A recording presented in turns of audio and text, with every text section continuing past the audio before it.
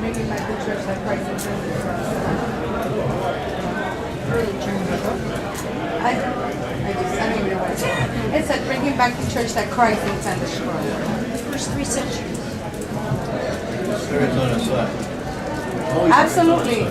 You know what? And I say this. I work with young people. I'm in youth ministry and all that. And I want to consider myself still youthful. We want something more. You know, we are not. It's not enough to be good. You know, your heart, your soul desires to be holy because God intended it that way. And you know, you have a generation that questions everything. And there's a positive and a negative. You can't just question stuff for the sake of questioning it. Be a rebel without a cause. You know, we are meeting in our communities, and Pope Francis says, "Go out, make a mess." And you know what? We're in the process of doing that. That's why it's one day at a time, one thing at a time. And even in our own capacities, even in our own corrupt system, you do bring. You know, when you try to live your life how Jesus intended it to be, even in your own shortcomings, you do bring Christ to every home you visit, to every situation you encounter. And that in itself is a miracle, even in a corrupt system. So, you know, we have Povadis, we have a young adult ministry, and most of the people that are in our ministry are young professionals, and it's not enough for us to just say, well, we have careers, so we're great. You know, I have a paycheck, I can pay my bills. You know, we're active in our community, and we're trying to follow that calling of go out, go out, feed the hungry, and go, we do all those things. We might not be doing it at a large scale, but you know what? You do make a difference to that person who is hungry, who is naked. You are that world, that salvation, that grace that person needed in that moment. So I don't think we should be discouraged that we have this. We're like a 3-year-old, how one of our priest friends said, we're a 3-year-old in a football field and we see these giants coming at us. You know what? It's fine. It's fine. It's okay. People that are not opposed by any great thing never accomplish anything great. So I'm okay with that. I'm okay with being handed a corrupt system, but because we have the desire and we're willing, we have the energy, and thank goodness we do organize, maybe in small groups, but the church also organizes in large groups. And Wadi was right. When you see 20,000 people together, you all of a sudden don't feel so small. But it's easy to feel small on an everyday, scale when you're living in a society that it's all about how you look, what you have, what car you drive, what you own, what social bracket you're in. But it's God calls us to be holy. He doesn't call us to be successful. Mama Teresa said that. So, I think, don't let the quietness fool you. Because I at this point in our lives and in our faith, I don't want to speak for everybody, but I know a good chunk of the people, it's more about acting and less about talking. So there's some good working in the room right now.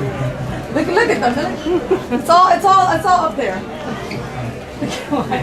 Every garden grows from one seed at a time. Absolutely. Any other questions, comments, final thoughts? We talked about the little way. One of her favorite sayings was Saint Therese of Lisieux, and keep it small. It is important because this corrupt system is a massive system, and then people just get lost. Humanity is lost. So being small is okay too. Well, with that, thank you very much. Thank you.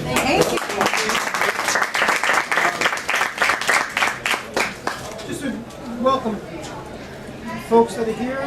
There's 2 Catholic worker houses down the Lower East Side. Please feel free to come, give a call, say you're going to come, want to visit, or just walk through the door, say that you were here and that you met with a couple of us and wanted to see the place.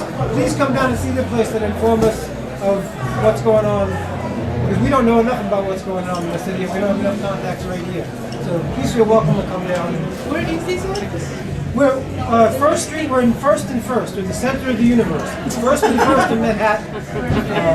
The addresses are in the newspapers.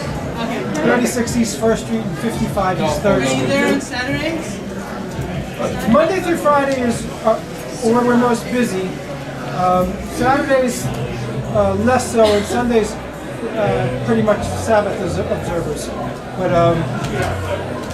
But come any day. I mean, the community is always inside the house. So please come any day. Do come. So, a few announcements. If you'd like to learn more about Dorothy Day, as well as hear more from Martha, tomorrow at Word Up Bookstore. How do you know about Word Up Bookstore? Okay. I know this. Okay. So Word Up Bookstore is right on the corner of 165th in Amsterdam, and it's really a community bookstore. So I would definitely encourage you to check it out, support them. But tomorrow there's going to be a screening of a documentary about Dorothy Day, and Martha will be there as well. So again, if you want to hear some more from Martha and also learn a little bit more about the life of Dorothy Day, I would encourage you to check that out. That's at Word Up Bookstore, 165th, on the corner of 165th and Amsterdam at 6:30 p.m. Right? Okay. Yes. A couple of other quick announcements. So there's copies of the Catholic Worker newspaper that if you don't have a copy now, make sure you grab it on the way out. There's also the 80th anniversary edition, which also reprints some of the stuff that have been printed over the years. So it's a great addition to kind of get some perspective, right, on what the Catholic Worker movement and things that they've written about and have been advocating for over the years. Did you talk about the scarves, lady? The Scarves were Afghan peace volunteers, a group in Kabul who were desperately trying to bring peace to their country. And these scarves are for sale, fundraiser. They're in Afghanistan. They are studying the life of Martin Luther King Jr. They can quote him. So, these kind of look like ladies' scarves, but I don't want to say they're ladies' scarves. Yeah, you wear what you want to wear. But so please check. And how much are it? $10, $20 $10 or give up the 20, folks. Okay, give up 20. So please help support that work. Okay, a couple things that the Centro is working on. So we talked a lot today about getting involved and changing the system. March 19th is Catholic Public Policy Day. How many of you know that Catholic Public Policy Day even existed? Okay, so every year, over 1,000 Catholics descend on Albany to talk to the legislators, to advocate about the different laws that are on the Assembly or Senate floors. And they range from everything from the education tax credit bill, which would provide for more children to attend Catholic schools, everything to fair wages, to expanded health care, to the New York State DREAM Act. Okay, so all of these kinds of things are on the agenda. So if you are interested, the Centro has a bus that is leaving on March 19th at 6 a.m. I know, right? Everyone's like, right? So, and I'm sorry, but it's a 3-hour drive to Albany, right? The day ends with Mass with all of the bishops from New York State. Okay, now I'm going to say this now as so that there's public disclosure. Okay, if the Mass is not finished, my bus is still leaving. Okay, so do not get angry at me if I tell you, pray to God, get on the bus. Okay, catch your blessing later. All right. So listen. I've been there a few years. They do the nice Mass, and then they give out the awards that take forever. I don't got time for that. We got to bust the guys back to New York. Okay? So, I will tell you that if you've never gone up to Albany, if you've never, it's a great opportunity to go meet with your legislators, let them know what's on your mind. And I will tell you that the Centro, we talk about the stuff that's on the Catholic Conference agenda, but we also talk with them about the stuff that's happening right here in your community. So it's a great opportunity to demonstrate your Catholic voice, okay? As I said before, a lot of our politicians are Catholic, right? But they don't care because the Democrats support them or the Republicans support them, right? And they need to understand, right, that we have a voice as voters as well, right? Because that's what they care about. So please make sure you take the information.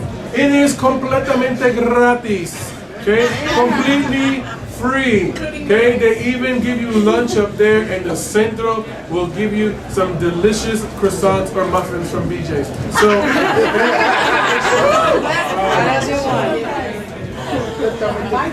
next month for Teologia in the Heights, make sure you take a flyer. We have Dr. Egli Colon. The topic is going to be the tenacity of the human spirit and our unlimited potential. Okay?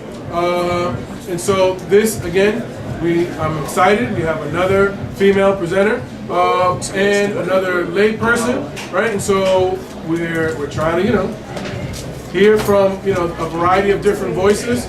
So please make sure that you support us and come out.